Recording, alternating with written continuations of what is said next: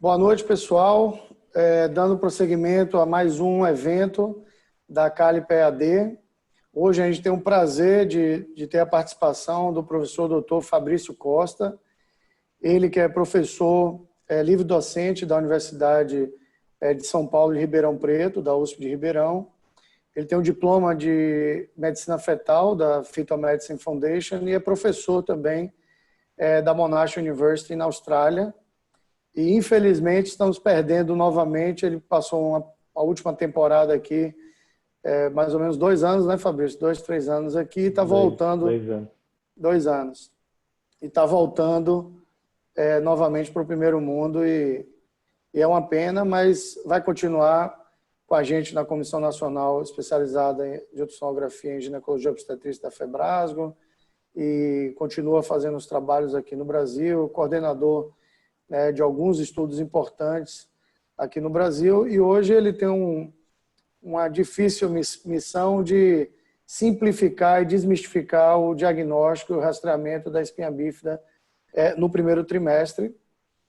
E a gente faz a primeira parte de apresentação, né, da aula, e depois a gente faz um bate-papo e tira as dúvidas. Vocês podem encaminhar as perguntas para o chat, né, por escrito.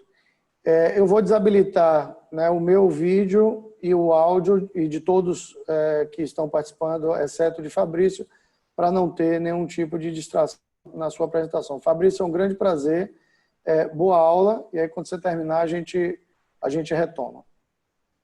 Obrigado, Manuel. Boa noite, pessoal. Obrigado pelo convite, é um prazer estar aqui com vocês. Fazia um tempinho que eu estava devendo para o Manuel esse bate-papo com vocês pela Caliper, e parabéns pelos webinários. Eu tenho acompanhado o trabalho que vocês têm feito e as apresentações, os temas são fantásticos. Bom, então, como o Manuel falou, eu vou tentar desmistificar um pouco o rastreamento da espinha bífida no primeiro trimestre. Primeiro, mostrar para vocês que isso é possível, e segundo, existem alguns sinais que o meu grupo lá de Melbourne descreveu e que, a princípio, facilitam esse processo. Bom, eu acho que vocês vão concordar comigo que aconteceu um grande desenvolvimento do ultrassom do primeiro trimestre a partir do começo da década de 90, quando o professor Kipros descreveu em 1992 a associação entre a espessura da translucência nucal e um risco aumentado para síndrome de Down e outras aneuploidias maiores. No final da década de 90, junto com o professor Kipros, uma brasileira, Maria de Lourdes Brizot, da USP de São Paulo, e outros pesquisadores descreveram a bioquímica e a associação entre a bioquímica e a translucência nucal, melhorando ainda mais o rastreamento das aneuploidias maiores. Infelizmente, a bioquímica não pegou no Brasil, mas, paralelo a isso, principalmente a partir do ano 2000, aconteceu um grande desenvolvimento no diagnóstico morfológico de primeiro trimestre, ao ponto de aqui no Brasil a gente chamar de um nome que a gente não usa no exterior, mas aqui no Brasil a gente chama esse ultrassom de ultrassom morfológico do primeiro trimestre, porque realmente a gente consegue fazer o diagnóstico de um grande número de malformações maiores nesse período. Então, o feto ele está formado, né, depois da embriogênese, depois das 10 semanas. É possível ver todas as estruturas nesse momento. É possível ver a cabeça e o cérebro. É claro que o cérebro se desenvolve ao longo da gravidez. O coração ele é pequeno, mas ele está completamente formado no primeiro trimestre. A face pode ser facilmente visualizada, assim como a espinha, os membros superiores, membros inferiores, ou seja, a gente consegue fazer o diagnóstico da grande maioria das malformações maiores nesse momento. Existe um corte clássico, né, que é o corte no plano sagital, que é o corte que a gente usa para avaliação da translucência nucal e do osso nasal, e esse corte traz uma série de informações morfológicas também para nós no primeiro trimestre. Então, o clássico, né, a medida da translucência nucal, a avaliação da presença ou ausência do osso nasal, a avaliação do cérebro médio, e para a espinha bífida vai ser importante a posição do cérebro médio e a presença ou ausência da translucência interna, como a gente vai discutir. Eu também consigo ver a maxila, né? Consigo ver o palato, a mandíbula, a inserção do cordão umbilical e a parede abdominal, a bexiga e a coluna. Ou seja, num corte simples eu consigo ver um grande número de estruturas morfológicas importantes no primeiro trimestre. Por isso, essa meta-análise foi publicada em 2017, que mostra que, em mãos experientes, é possível se detectar cerca de 66% das malformações maiores já no primeiro trimestre da gravidez. E aqui eu venho trazer para vocês uma característica do meu serviço em Melbourne. Eu trabalhei há muitos anos junto com o Dr. Simon Marr, e eu trouxe isso agora para a USP, em que a gente oferece de rotina, no final do ultrassom morfológico de primeiro trimestre, a avaliação transvaginal para todos os nossos pacientes. A grande maioria dos pacientes aceitam isso, mais de 95% dos pacientes aceitam a avaliação da anatomia transvaginal. E a taxa de detecção, quando eu faço essa avaliação, sem dúvida ela é maior, principalmente quando eu vou avaliar estruturas como o cérebro e o coração fetal. Eu sei, Manuel, que o professor Kipros Nicolaides não usa essa avaliação transvaginal, às vezes ele é até contra isso, mas existem um número de serviços que oferecem isso de rotina. Eu posso dizer para vocês que a gente melhora bastante o diagnóstico quando eu complemento a minha avaliação transabdominal com a avaliação transvaginal. Bom, vocês sabem que no primeiro trimestre existem malformações que a gente nunca vai detectar, porque a maioria delas não está presente, elas vão ser detectáveis no segundo trimestre, no ultrassom morfológico de segundo trimestre. Algumas malformações são possíveis de ser detectáveis e algumas malformações a gente tem que detectar praticamente 100% delas. E aqui a gente vai numa lista grande. Defeitos abertos do tubo neural, acrania, anencefalia, encefalocele, a gente pode detectar praticamente 100% no primeiro trimestre. Espinha bífida se encontra aqui, naquelas que é possível se detectar, mas com intervalo muito grande, né? 2 a 90% nesse grupo. Mas eu vou mostrar para vocês que é possível ter uma taxa de detecção bem melhor do que isso. Bom, por que se tentar detectar espinha bífida no primeiro trimestre? Sem dúvida, as pacientes preferem todo o diagnóstico, não só de espinha bífida, o mais precoce possível, para a preparação desses pacientes para uma eventual terapia cirúrgica quando indicado. E nos países desenvolvidos, o aborto é permitido.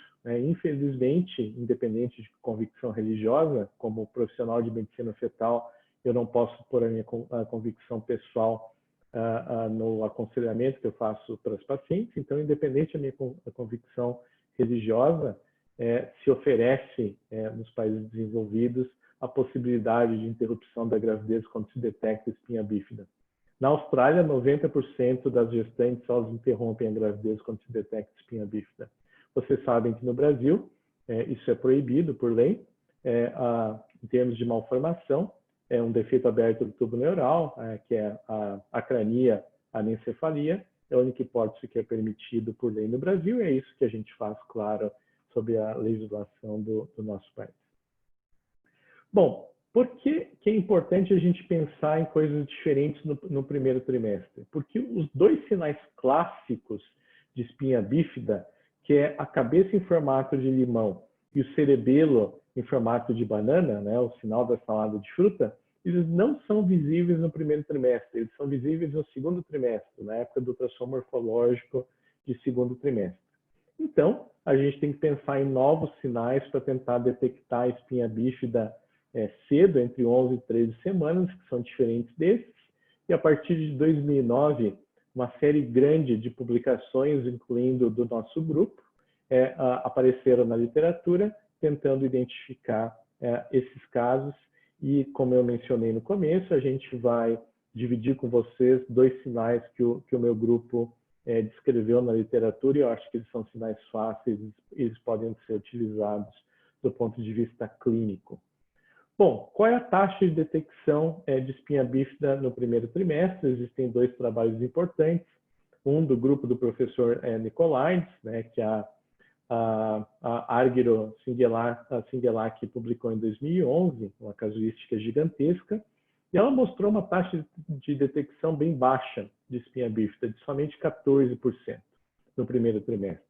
Já no segundo trimestre, o que a gente espera, uma taxa de detecção de 100%, isso é importante do ponto de vista médico-legal, essa é a expectativa, que no segundo trimestre a gente consiga detectar todos os casos de espinha bífida aberta. Um trabalho sueco, também com uma casuística bem grande, quase 40 mil pacientes, foi publicado em 2006, um estudo populacional. A taxa de detecção foi extremamente baixa no primeiro trimestre de espinha bífida, foi de 9%. E mesmo no segundo trimestre, que a gente espera detectar 100%, foi detectado 81%.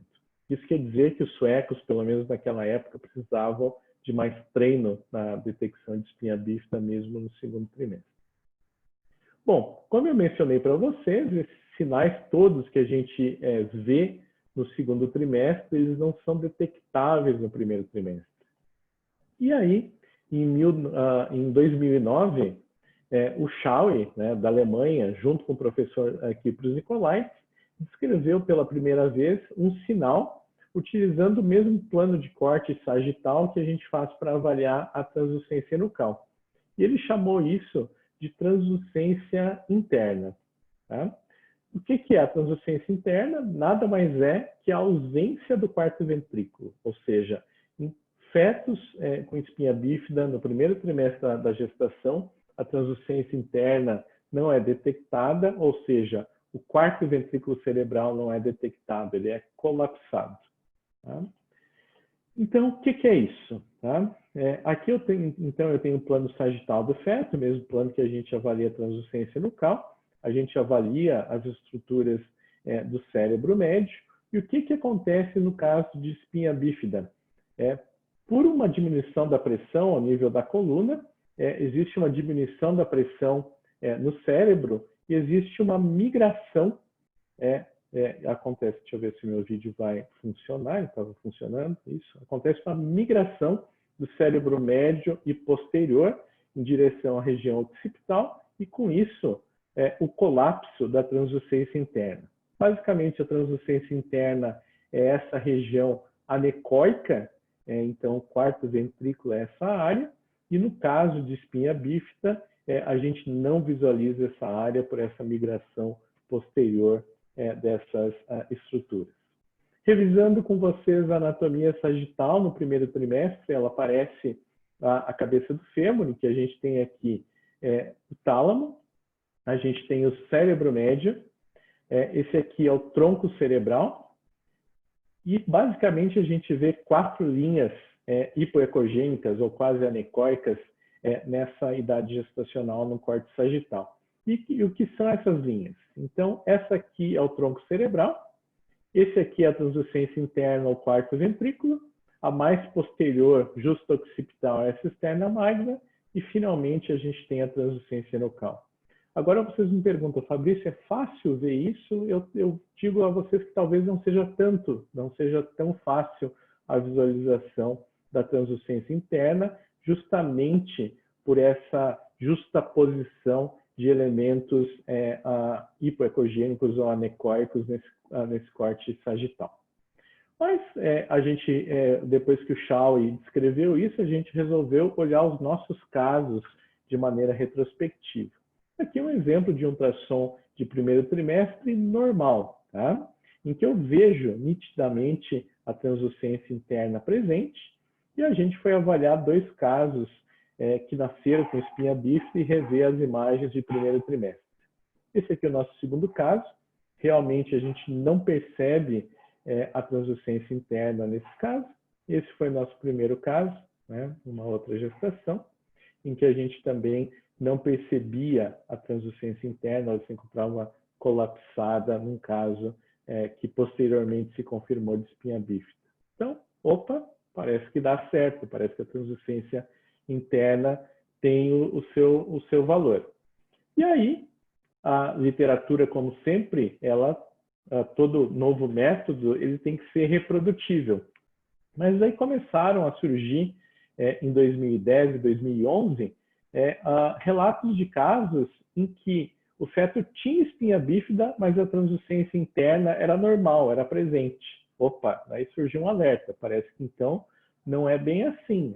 Existem casos em que o feto é portador de espinha bífida e a translucência interna é presente no primeiro trimestre. Depois disso, surgiram séries de casos. Tá?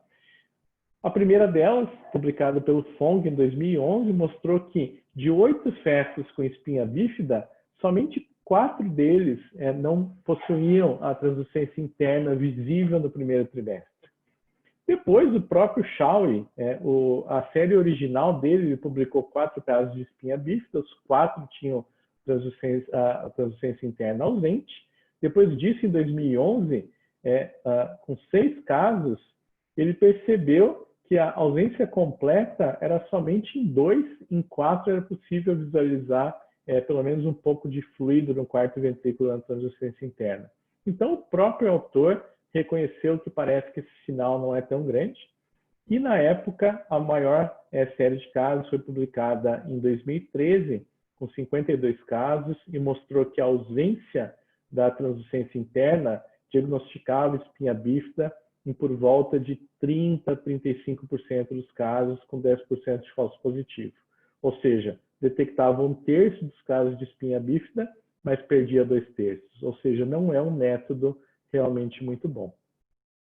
E a maior série de todas, um estudo bastante robusto que foi feito nos Estados Unidos, mostrou, na verdade um estudo multicêntrico, mostrou o padrão de normalidade da espessura da translucência interna, e os 4 casos de espinha bífida, essa translucência interna era visível.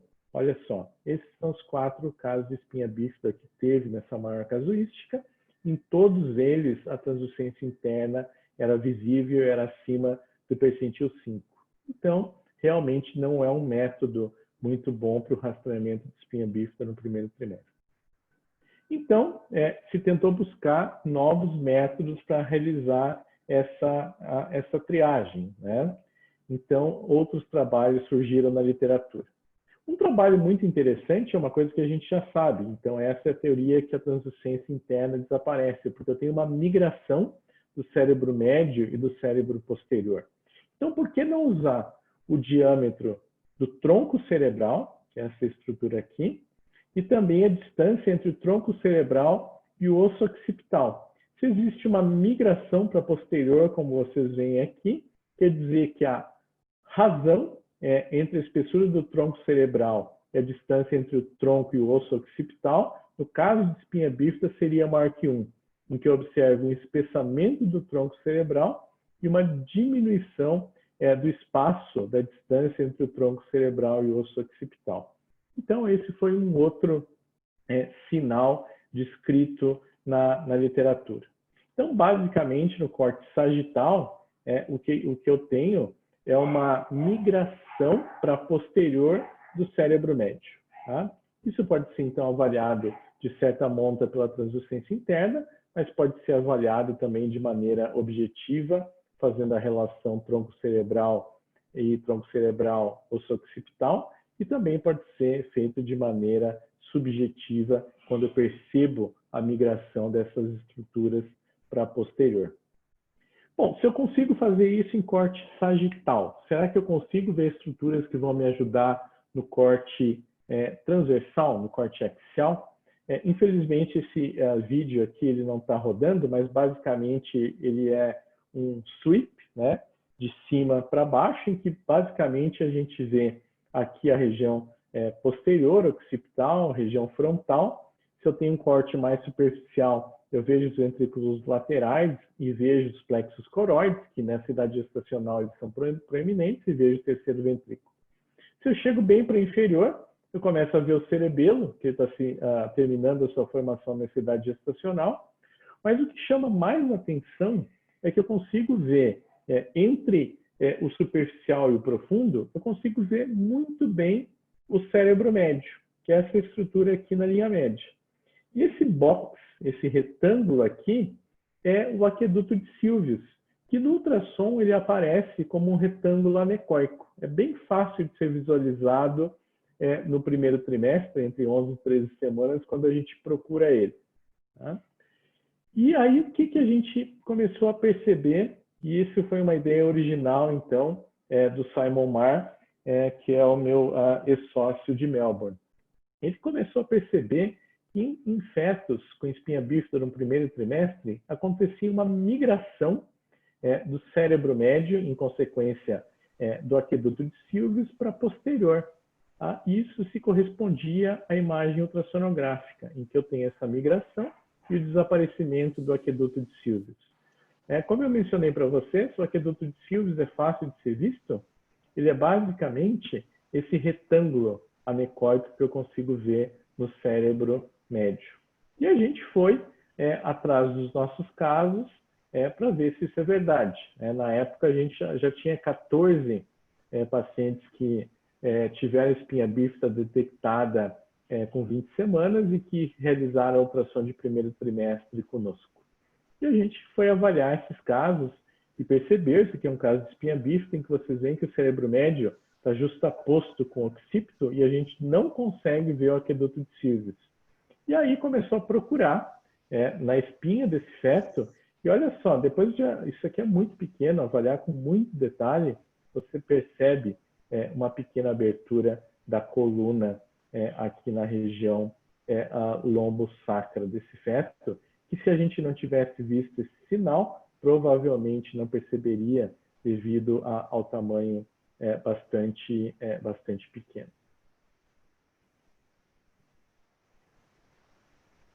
Desculpa, meu slide deu uma travada aqui. Deixa eu só retornar.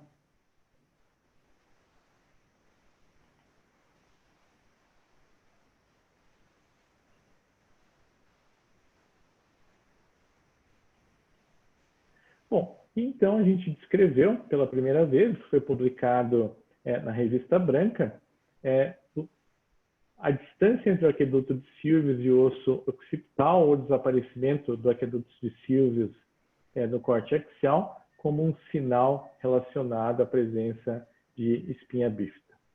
Um outro trabalho interessante, ele foi publicado também pelo grupo do professor Kyprios Nicolaides em 2011, mostrando que em fetos com espinha bífida no primeiro trimestre, o espaço de líquido céfalo-raquidiano ele é seco. Eu tenho menos líquido por essa migração para posterior. Então, o que eles descreveram é que tanto o ventrículo lateral se encontra diminuído, como o terceiro ventrículo, como o aqueduto de Sylvius, como o quarto ventrículo. E eles chamaram isso, então, de dry brain. Eu vejo subjetivamente uma diminuição do líquido céfalo-raquidiano em corte axial no cérebro desses fetos. Bom, na tentativa de simplificar isso, a gente teve uma outra ideia, e que publicou isso no ano passado. Esse paper saiu online no final de 2017, foi apresentado no congresso da ISORG nessa época. Ele demorou um pouco para ser publicado na versão impressa da revista, então foi publicado em dezembro do ano passado. Mas, na verdade, esse sinal é muito fácil. O que a gente constatou? O corte sagital, o mesmo corte para translucência nucal, se eu usar o teto do palato e fazer uma linha entre o teto do palato e o osso occipital, e a gente chamou isso de linha maxilo-occipital, o que a gente percebe? Aqui eu tenho o tálamo, aqui eu tenho o cérebro médio e aqui eu tenho o tronco cerebral. Todo feto nessa idade tem essa chanfradura, que é a divisão entre o tálamo e o cérebro médio. Se nos fetos com espinha bífida, nessa época, existe uma migração do cérebro médio para posterior, o que acontece com essa chanfradura, que é fácil de ser detectada? Aí a gente começou a perceber que, em alguns casos, essa chanfradura se encontra abaixo dessa linha entre o tétano-palato e o occipital. E aí a gente foi rever todos os nossos casos, os 14 casos que a gente tinha até então. E o que a gente descobriu de maneira bem interessante? 100 fetos que não eram portadores de espinha bífida, tinham um ultrassom morfológico de segundo trimestre normal e nasceram normais. Todos eles, essa chanfradura, essa divisão entre o tálamo e o cérebro médio, ele era superior à linha maxilo-occipital. E olha que interessante, os nossos 14 casos, 100% deles, com espinha bífida, tinham essa chanfradura abaixo da linha maxilo-occipital. Ou seja, provavelmente esse é um sinal muito fácil de ser realizado e que aparentemente possui uma alta taxa de detecção de espinha bífida.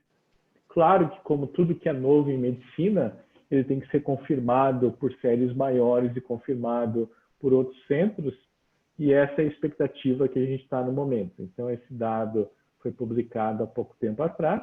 A gente espera que diferentes centros ao redor do mundo venham com séries de casos, ou eventualmente estudos prospectivos, tentando mostrar que esse nosso achado é verdadeiro. Vai ser ótimo se ele for confirmado como verdadeiro, mas algumas vezes, como a translucência interna mostrou, nem sempre o que a gente acha que é um bom sinal, ele realmente se confirma. Mas é interessante que nesses 14 casos que a gente avaliou, 100% deles existia essa migração para posterior abaixo da linha maxilo-occipital. Bom, resumindo o que eu falei para vocês, então existem 2 cortes clássicos para avaliação de espinha bífida no primeiro trimestre. Um é o corte sagital, o mesmo para avaliação da translucência nucal. Então, essa aqui é a translucência interna. Existe uma migração do cérebro médio para posterior, eventualmente com o desaparecimento da translucência interna, mas talvez a avaliação subjetiva seja mais interessante. No corte axial, então eu tenho aqui o cérebro médio, esse retângulo anecóico é o aqueduto de Sirgus. Em fetos com espinha bífida, acontece a migração do cérebro médio para posterior, com eventual desaparecimento do aqueduto de Sirgus. E esses, no momento atual, parecem ser os principais sinais no primeiro trimestre relacionados à espinha bífida. Esses aqui são o que a gente chama de sinais secundários, só lembrando a vocês que a maioria deles vão aparecer somente no segundo trimestre, principalmente a cabeça em formato de limão e o cerebelo em formato de banana, que estão extremamente relacionados com espinha bífida na época do ultrassom morfológico de segundo trimestre. Bom, coisas que vão acabar passando no primeiro trimestre. Recentemente a gente publicou um estudo colaborativo entre o grupo da Escola Paulista, nosso grupo de Melbourne e um grupo do Vietnã. Se é possível detectar durante a gravidez espinha bífida fechada. Tá? Então, isso, claro, é bastante raro. Com esses 3 centros, a gente colocou 6 casos juntos e que a gente conseguiu, não só no primeiro trimestre, mas também no segundo e no terceiro, detectar. Mas, sem dúvida, isso é um grande desafio. E eu diria que a maioria dos casos não vão ser detectados no primeiro trimestre, e também diria que a maioria dos casos não vão ser detectados durante a gravidez, desde que eles não tenham lesões concomitantes do cérebro fetal. O que não pode passar, tá, é a crania anencefalia. Nós também publicamos a nossa série recentemente, combinando os dados de Melbourne com os dados da Escola Paulista, e vocês veem que existem diversas apresentações, essas são as imagens do nosso artigo. Existem várias apresentações de acrania exencefalia, mas são todas malformações grosseiras e isso são coisas que vocês não podem perder. Isso teria que ter um diagnóstico de 100% dos casos já entre 11 e 13 semanas. Alguns exemplos do nosso paper avaliação em 3D e 2D, mas realmente são malformações grosseiras que têm que ser diagnosticadas. Isso não pode passar por vocês. Isso muda o prognóstico para os pacientes, inclusive aqui no Brasil. Se eu faço esse diagnóstico em primeiro trimestre, a interrupção dessa gravidez dessa paciente, se ela optar por isso, pode ser feita de maneira cirúrgica, que é muito mais simples que uma indução de parto fora do primeiro trimestre da gestação. Bom, como tudo em medicina, e principalmente as coisas novas, claro que a gente tem os prós e contras desse tipo de avaliação. Quais são os prós de se tentar fazer o rastreamento ou até o diagnóstico de espinha bífida no primeiro trimestre? Primeiro, que um diagnóstico precoce ele sempre é melhor, sem dúvida, mesmo no Brasil, que a interrupção da gravidez não é recomendada, mas eu vou avaliar se esse feto tem malformações adicionais. Se ele tiver, eu vou recomendar um cariótipo para essa paciente, eu vou aconselhar esse casal, essa família sobre o prognóstico e, eventualmente, se existir desejo e se existir indicação para isso, a terapia fetal com cirurgia para espinha bífida, com também todos os seus prós e contras, não é tão simples como se tem falado, como algumas vezes a gente escuta, e os resultados também não são tão bons como a gente escuta, mas, eventualmente, essa é uma possibilidade. Tempo adicional para a gente avaliar essa paciente e para aconselhamento com os diferentes profissionais.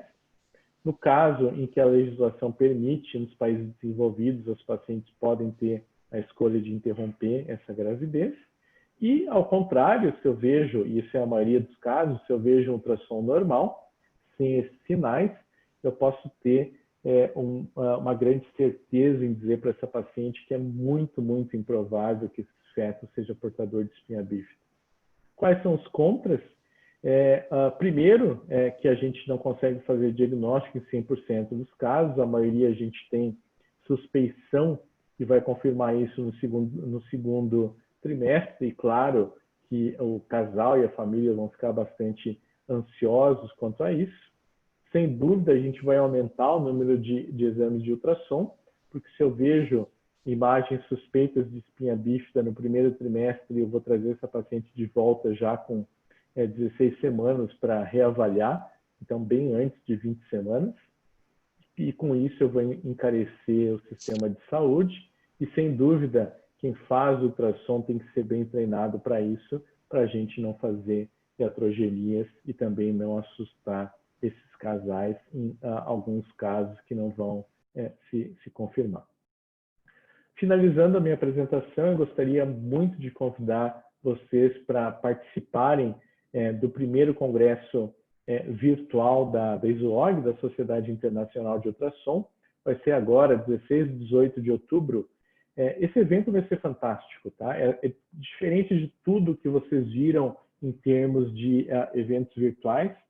A plataforma que foi contratada é a melhor plataforma do mundo para eventos virtuais. Eu tive a apresentação como membro do board da ISUOG dessa plataforma na semana passada e eu fiquei muito, muito bem impressionado. Você se sente realmente no congresso, mas dentro da sua casa, e a gente vai ter mais de 200 palestras com os líderes mundiais na ultrassonografia em ginecologia e obstetrícia. Eu realmente recomendo todos vocês a participarem desse congresso. Era isso, né? A gente tem tempo aí, então, para discussão, Manuel. Mais uma vez, muito obrigado pelo convite. Muito obrigado, Fabrício. Muito boa a sua apresentação, como era previsto, né? As aulas de Fabrício são famosas por serem muito claras, muito didático, e realmente eu acho que deu para desmistificar bem o diagnóstico da espinha bífida no primeiro trimestre. Não um diagnóstico, mas sim um rastreamento. E assim, a mensagem que eu acho que fica para todos nós é que a gente deve ter um cuidado especial com a fossa posterior, não só no corte sagital, como no corte coronal ali, prestando atenção na fossa posterior. Eu queria que você comentasse um pouco. A gente estava comentando sobre a via abdominal, a via transvaginal, você comentou isso no início da sua apresentação, porque eu vejo, por exemplo, eu no consultório, né, e eu sempre falo isso para os alunos, no primeiro trimestre, eu acho que vale a pena a gente começar o exame por via transvaginal. A gente consegue ter mais detalhes da anatomia, e quando o bebê está numa posição boa, você consegue ver o coração melhor, você consegue ver o sistema nervoso central de uma forma melhor. Mas, assim, nos serviços de ensino, que o volume é muito grande, a correria, e também em alguns países que existe uma certa resistência a se fazer o exame vaginal. Lá no Kings mesmo, a gente faz o exame no primeiro trimestre sempre por via abdominal, pede para o paciente, inclusive, encher a bexiga, e se houver alguma dúvida, a gente parte para fazer o via transvaginal. E eu queria que você comentasse a sua experiência, como é lá na Austrália, como é que vocês fazem em Ribeirão, o que você acha, a sua opinião pessoal. A gente deveria oferecer de rotina o exame transvaginal, ou a gente parte para fazer o transvaginal apenas naqueles casos em que você tem dúvida na avaliação morfológica. E a outra pergunta, né, já emendando com essa, mesmo nos casos que a gente faz por via transvaginal e tem quase que certeza que tem uma miase meningocele, se você acha que a gente deve fechar o diagnóstico com 12, 13 semanas, ou se invariavelmente a gente deve solicitar um exame com 16 semanas para confirmar esse diagnóstico. Então, uma coisa está linkada à outra. Tá. Isso é excelente, Manuel. Acho que isso é uma grande discussão. Eu tive as duas experiências, né? Acho que, como você, eu sempre segui a escola do professor Kipros, que a gente fazia avaliação transabdominal.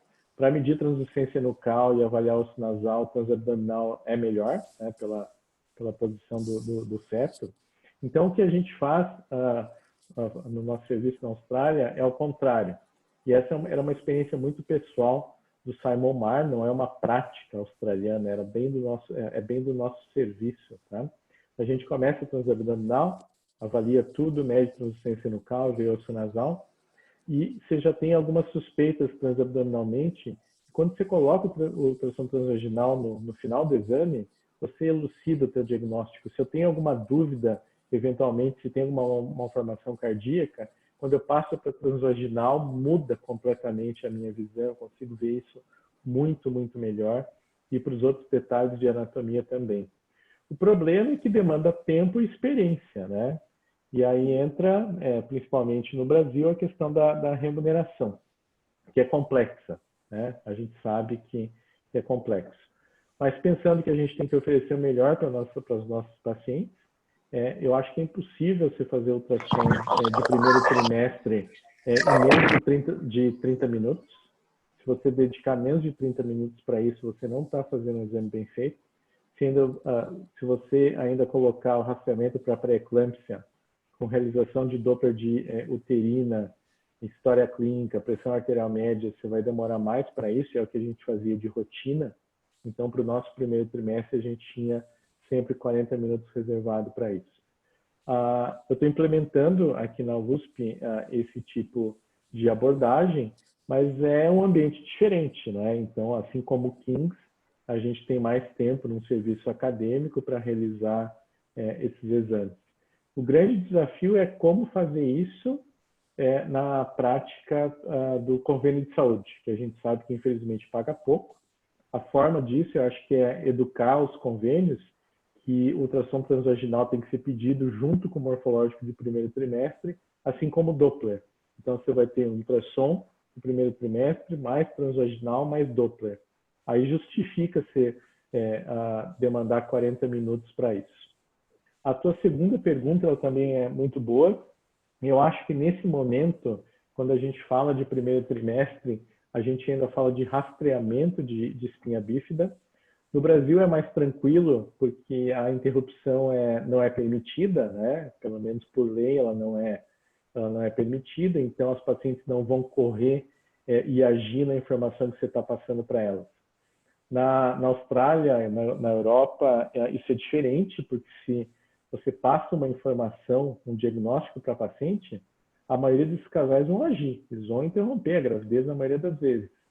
Então, para a espinha bífida, a gente fala que existe uma grande suspeição no primeiro trimestre, mas porque a grande maioria dos pacientes vão interromper, a gente confirma esse diagnóstico com 16 semanas. Com 16 semanas, a taxa de detecção é praticamente 100%, que é a mesma taxa de detecção que a gente vê com 20 semanas na época do morfológico.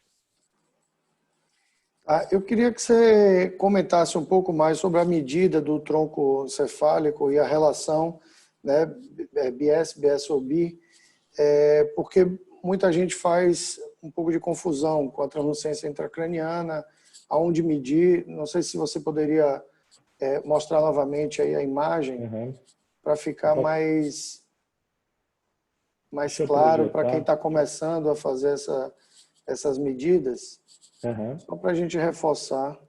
Deixa eu projetar que fica mais fácil. Então, sempre no córtex sagital, né? Aqui você tem o tálamo, o cérebro médio e essa região hipoecogênica é o tronco cerebral. Posterior ao tronco cerebral, essa outra região que ela é praticamente anecoica, é o quarto ventrículo, então é a translucência interna, né? O que se faz? Quando o cérebro tem espinha bífida, então existe essa migração que acontece aqui para posterior. Tá? O que acontece? Deixa eu só voltar alguns slides aqui, em que eu tenho isso maior. Esse desenho fica interessante, né?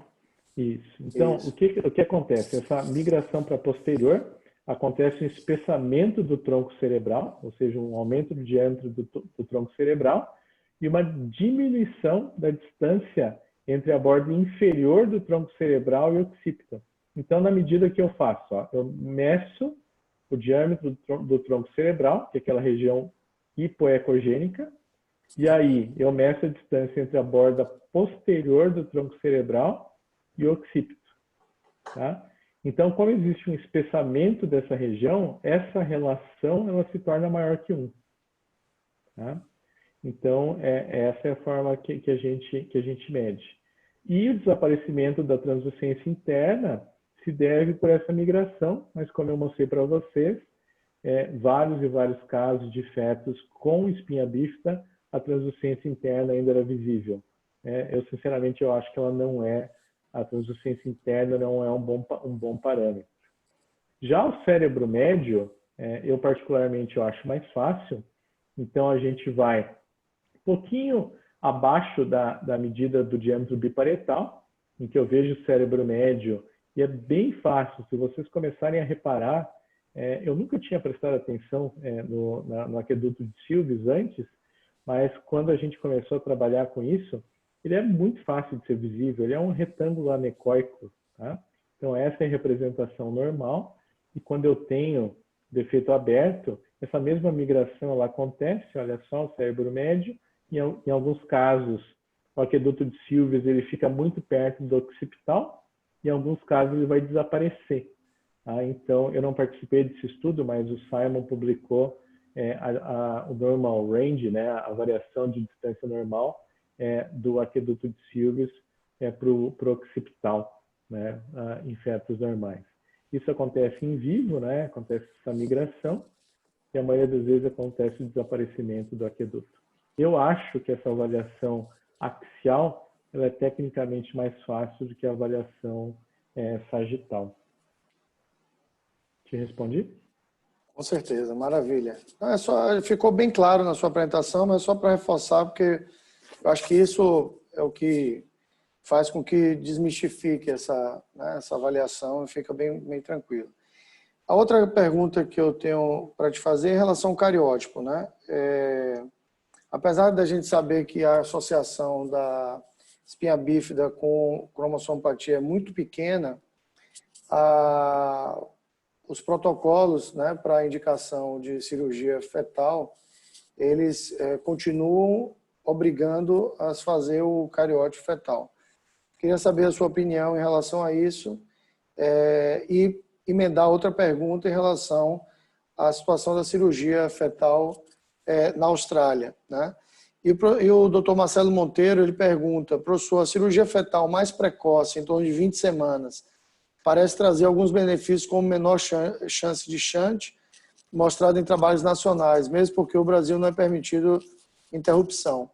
O senhor pode falar sobre a experiência australiana de cirurgia fetal para espinha bífida? Era a mesma pergunta que eu já tinha feito. Tá. Então, em relação ao cariótipo e cirurgia na Austrália. E com 20 semanas.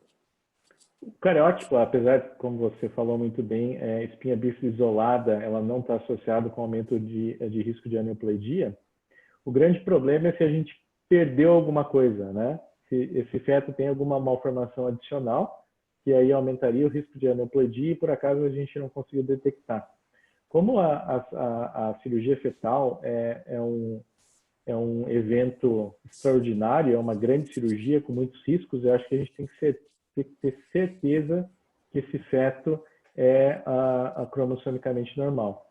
E eu diria mais, e é isso que a gente faz na Austrália e a maioria da Europa faz isso, o cariótipo banda G convencional hoje, ele perde 5 a 8% das alterações cromossômicas, então eu acho que estaria indicado um cariótipo molecular, né, um microarray para esses casos. Mas sempre lembrando que espinha bífida isolada, o microarray vai vir normal. Cirurgia fetal na Austrália. A Austrália, como o Canadá, é um país pequeno, um país de área grande, mas com população pequena. E a cirurgia fetal, assim como o Canadá tem um centro em Toronto, né, que é o Greg Ryan, que você deve conhecer, Manuel, que é o chefe do centro. A Austrália tem um grande centro de cirurgia fetal, que é em Brisbane. Eu vou morar em Gold Coast, que é vizinho, 80 quilômetros, e aí, então a gente vai refere os nossos casos para Brisbane. Se chama Glenn Gardner, o chefe do serviço de cirurgia fetal. É o único lugar na Austrália, e isso é importante, tá, para uma população. A Austrália tem uma população de 25 milhões de habitantes e tem 300 mil partos por ano. O Brasil tem 3 milhões de partos por ano, tá? Então, na Austrália, compensa a gente ter um serviço de cirurgia fetal. Então, a gente tem laser distribuído nas grandes capitais, né, para a síndrome da transfusão feto-fetal, que é mais frequente, e para um eventual fetocídio com laser, se você usar coagulação para isso. E cirurgia fetal, né, para espinha bífida e a cirurgia aberta, que também balão para hérnia diafragmática é realizado em Brisbane. A vantagem é que o Medicare, né, que é o SUS australiano, ele tem um sistema de transporte de hospedagem para os pacientes irem dos outros lugares para Brisbane. Então, isso é centralizado. Então, essa é a experiência australiana. Cirurgia precoce, eu acho que existem pouquíssimos números. Vamos lembrar que, estava conversando com o Manuel antes da gente começar a aula, existe um ensaio clínico randomizado, que é o MOMS, né, que foi feito nos serviços americanos, que mostrou que a cirurgia é melhor do que a não cirurgia em termos da colocação de shunt. E a colocação de shunt, tá? Não é criança pulando e correndo, porque isso é segmento a curto prazo. O que acontece a longo prazo dessas crianças, a gente não sabe ainda hoje, tá? Então, apesar de ser bonitinho, ser importante a criança deambular, tá pulando, tá brincando, a cirurgia ela é desenhada para diminuir a colocação de shunt, né? É para isso que ela foi desenhada. Então, existem muito poucos dados de cirurgia precoce, e apesar da via laparoscópica ela fazer sentido, porque é menos invasiva, existem poucos dados na literatura internacional, né? A gente espera que essa casuística aumente, e ainda tem que ser provado que a cirurgia laparoscópica é melhor do que a cirurgia aberta, né? Isso não tem comprovação científica, pelo menos nesse momento. Não sei o que você acha sobre isso, Manu. Eu acho que o futuro deve ser a fetoscopia, né? Mas eu acho hoje muito difícil a gente replicar a experiência de fetoscopia no serviço, principalmente nos serviços públicos, né? Porque você precisa de uma uma tecnologia mais avançada, você precisa, né, de um suporte maior, enquanto que a cirurgia aberta você conseguiria fazer nos hospitais públicos de forma mais fácil. E sem falar dessas outras questões, né, que a gente carece de um grande estudo comparando, né, as duas técnicas, que eu não vejo.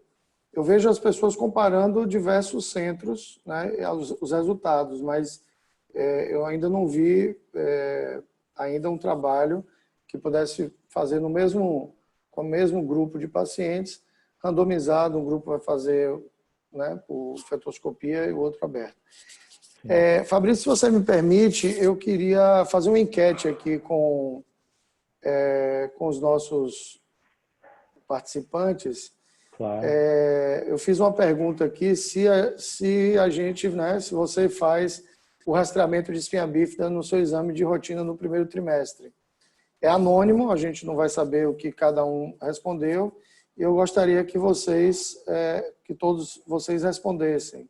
Eu estou colocando aqui a pergunta, e aí na hora que todos responderem, eu vejo. Não vale mentir, tem que ser sincero. Se não faz, coloca que não faz. É só para a gente saber aqui, mais ou menos, o que é que o pessoal tem feito. Vamos lá, gente. Só metade respondeu. Cadê? Isso, está aumentando. Eu estou vendo aqui. Tem uma resposta que está com 56%, a outra resposta está com 44%. Faltam 15 segundos para a gente terminar. Vamos lá, quem está faltando? Tem umas 10 pessoas ainda que não responderam.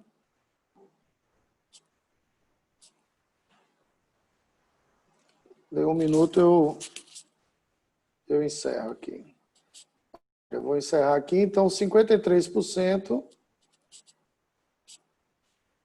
Estão vendo o resultado? Meio a meio. Meio a meio. 53% já faz de rotina, né, o rastreamento de espinha bífida, e 47% não faz. E eu me surpreendi até, viu? Mas assim, o grupo da gente é um grupo muito seleto, né? Então, talvez no Brasil, talvez esse número seja 90-10 ou 80-20, alguma coisa assim, de não fazer, né? Ganhando, né, o grupo que não faz na rotina o seu rastreamento da espinha bífida em relação a quem faz. E eu queria que você reforçasse um pouco, Fabrício, a importância de fazer, né? Aí alguém vai perguntar para você o seguinte: pô, mas eu não faço nada, né? Até 20 semanas. Eu não vou poder fazer uma cirurgia, eu posso fazer o cariótipo com 20 semanas e o resultado chegar com 22 e ainda assim está no bom momento de se fazer a cirurgia. Eu não posso indicar a interrupção porque a legislação não permite. E eu não vejo necessidade nenhuma de aumentar meu tempo de exame, aumentar a complexidade em fazer esse rastreamento. Aí eu queria que você defendesse seu ponto de vista, né, para concluir por que fazer, por que é importante, por que a gente colocou esse tema aqui, né, na nossa sessão de terça-feira. Eu vou aproveitar para falar de malformações em geral no primeiro trimestre e screening de aneuploidia, por que fazer? E eu acho que o Brasil perdeu muito, justamente porque talvez os nossos formadores de opinião na época, aí no final dos anos 90, no início dos anos 2000, não incorporaram a bioquímica, né? Você teve essa experiência, Manuel, de usar a bioquímica no Kings, né? O Jader, eu vi que está conectado aqui também, que trabalhou muito tempo com o professor Kipps. Bioquímica faz uma diferença enorme na taxa de detecção de aneuploidia e não é tão cara assim, né? Então, infelizmente, o Brasil perdeu esse bonde da bioquímica e a nossa taxa de detecção de aneuploidia são menores por causa disso. Isso vale para a espinha bífida e para as outras malformações. se a nossa legislação não permite interrupção, o que acontece quando se tem o diagnóstico de uma malformação durante a gravidez são as fases de luto, como alguém tivesse morrido. Então, a paciente, o seu marido e a sua família, eles passam por todas as fases de luto. Tá? Se eu fizer esse diagnóstico na segunda metade, eu vou poder chegar no final da gravidez, que às vezes vai ter um parto pré-termo pela malformação, sem a família ter passado por essas fases, sem ter tido tempo de ter o aconselhamento apropriado. Então, eu acho que o diagnóstico precoce é fundamental. O diagnóstico precoce também me dá tempo de eu melhorar o que eu vou visualizar, ou seja, eu tenho mais de um exame para eu poder ter um diagnóstico mais acurado de malformação. Então, se eu vejo alguma coisa com 12 semanas, eu vou rever de novo com 16, vou rever de novo com 20, eu melhoro a acurácia do meu diagnóstico.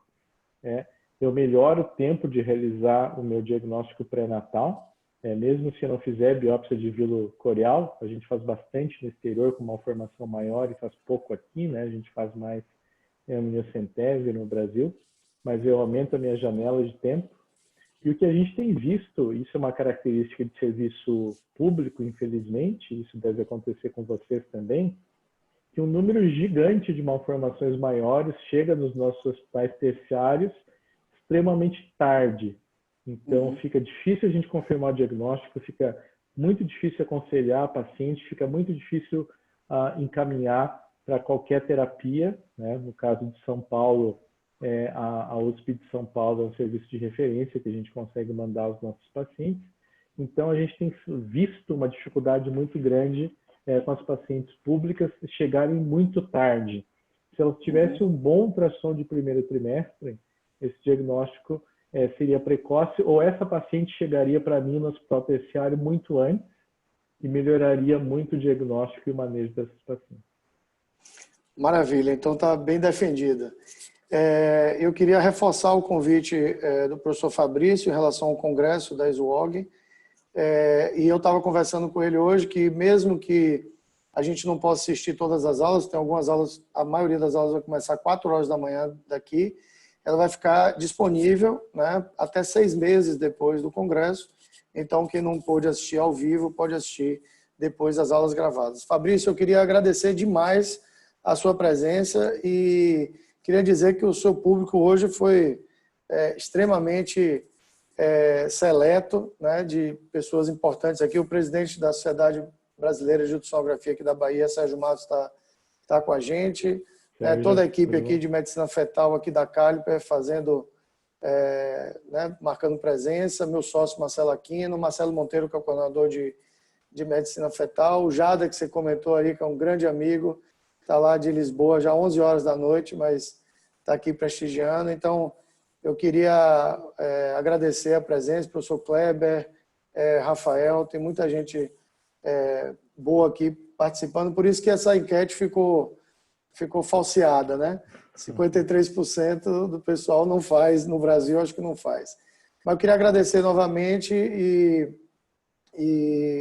vou encerrar a sessão de hoje, vai ficar disponível para quem quiser assistir novamente, quem quiser divulgar no nosso canal do YouTube, Caliper AD.